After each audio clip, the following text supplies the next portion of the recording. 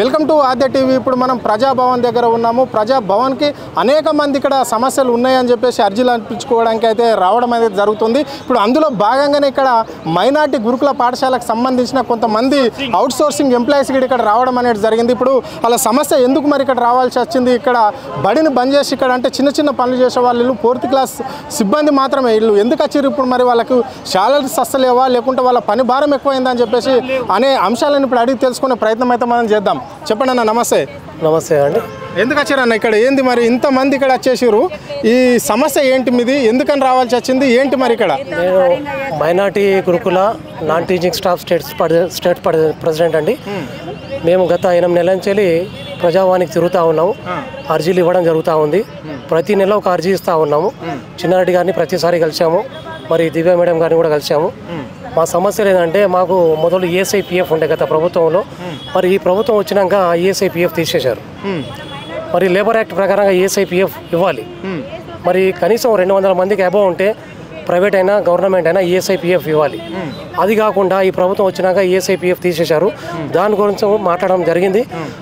మరి ప్రభుత్వం దృష్టికి, సీఎం దృష్టికి తీసుకెళ్లామని అధికారులు చెప్తా ఉన్నారు.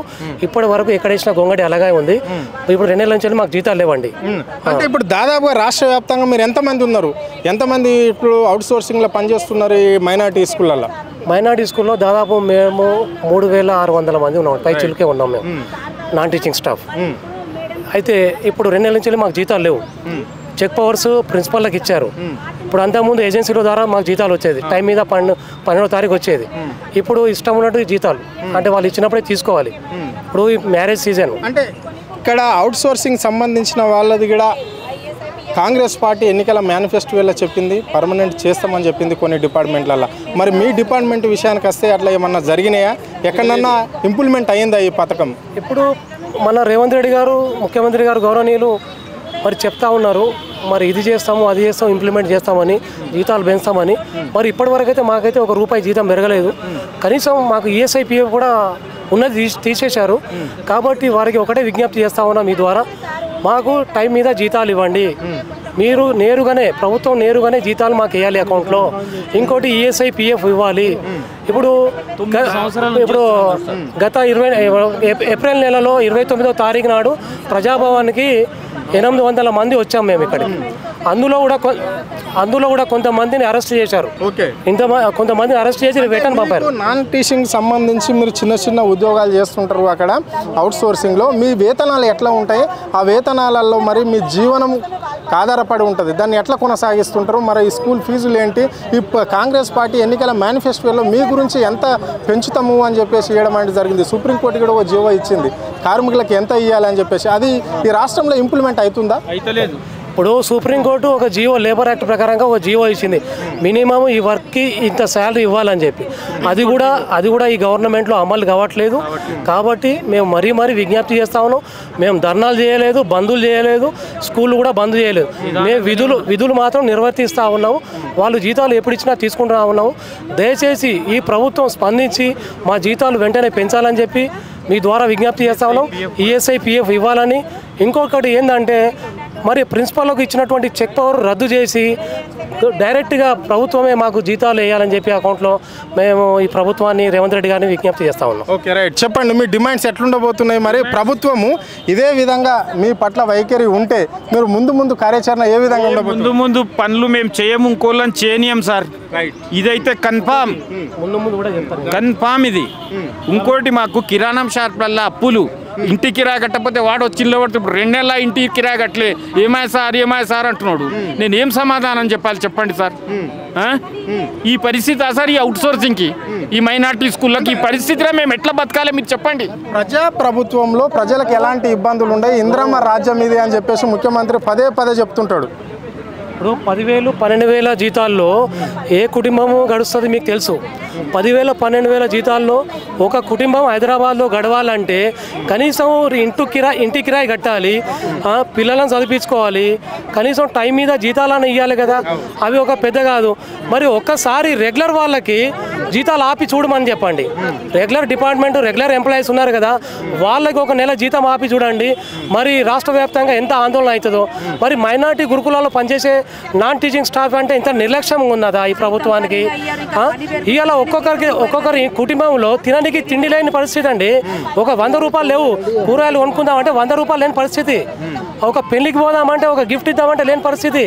పస్తులు ఉంటున్నారు మా వాళ్ళు. ఇలాంటి దౌర్భాగ్య పరిస్థితి మరి ఈ ప్రభుత్వంలో మరి ఎందుకు దాపరించింది అర్థమైతే లేదు. మరి ఆ రేవంత్ రెడ్డి గారి మరి మా ముఖ్యమంత్రి గారి దృష్టికి వెళ్తుందా లేదా? మరి అందరూ తీసుకెళ్తున్నారు అని చెప్తున్నారు అధికారులు. మరి ఆ ముఖ్యమంత్రి గారి దృష్టికి వెళ్ళిందా లేదా మా సమస్య మాకు ఇంతవరకు తెలియదు. ఇంకొకటి ఏంటంటే మరి విశ్వసుందర్ల ఎంబడి 200 కోట్లు ఖర్చు పెట్టడానికి ప్రభుత్వ ధనము దుర్వినియోగం చేసినట్టే కదా. దానివల్ల మన ప్రభుత్వానికి లాభం ఏంది, మన ప్రజలకు లాభం ఏంది? వాళ్ళు రావడం వల్ల వాళ్ళకి చార్మినారు, మన ఏది చౌమిలా ప్యాలెస్, గోల్కొండ ఇవన్నీ తిప్పడం వల్ల మనకేమైనా నిధులు వస్తున్నాయా? ఫారెన్ కంట్రీ నుండి నిధులు వస్తున్నాయా? లేకపోతే మనకి ఇంప్లిమెంట్ జరుగుతుందా? ఏమన్నా ఎంప్లాయ్మెంట్ జరుగుతుందా? ఇది మరి ప్రభుత్వానికి మరి రేవంత్ రెడ్డి గారికి ఎవరు సలహా ఇచ్చారో నాకు అర్థం అవ్వట్లేదు. కానీ ఇది మాత్రం తప్పు. వాళ్ళ వెనుక ఇంత డబ్బు ఖర్చు పెట్టడం మరి దౌర్భాగ్యం. ఇంకోటి ఏంటంటే వెంటనే మాకు నిధులు రిలీజ్ చేసి వెంటనే మాకు శాలరీస్ ఇవ్వాలని చెప్పి ఈఎస్ఐ పిఎఫ్ ఇవ్వాలి, మాకు జీతాలు వెంటనే పెంచాలని మీ ద్వారా మేము డిమాండ్ చేస్తున్నాం. ముందు మాత్రం ఒకవేళ మా శాలరీలు పెంచకపోతే మరి ఆమరణ నిరాహార దీక్షకైనా ఇదే ప్రజావాణి ముందు మేము నిర్వహిస్తాం. అవసరం అనుకుంటే ముఖ్యమంత్రి గారి ఇంటి ముందు అయినా మేము ఆమరణ నిరాహార దీక్ష చేస్తాం. మీ ద్వారా మేము తెలియజేస్తాం. పని భారం సార్, పని సంవత్సరం పిల్లలు పెరుగుతారు, పని పెరుగుతుంది కానీ జీతం పెరగదు. మాకు జ్వరం వచ్చినా, మా పిల్లలకు జ్వరం వచ్చినా మేము ఇల్లు అంతా ఇడిచేసి వచ్చి మేము పని చేయాలా, డ్యూటీ మీద ఉండాలా. కానీ మాకు జీతాలు పెరుగుతలేవు. మాకు పిఎఫ్ కట్ కావాలా, మాకు జీతం పెరగాల.